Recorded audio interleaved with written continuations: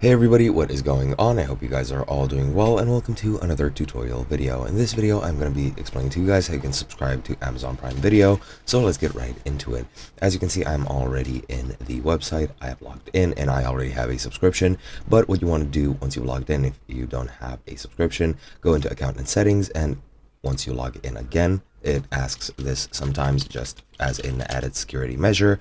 Once you log in again, you'll arrive at this screen, and as you can see, you have your membership information here. Since I already have a membership, I have only the option to end a membership. However, you'll have the option to select a plan and enter a payment method if you haven't already to actually subscribe to Amazon Prime Video. However, you also have a different sort of approach to this if you sign out and just go to the Prime Video site.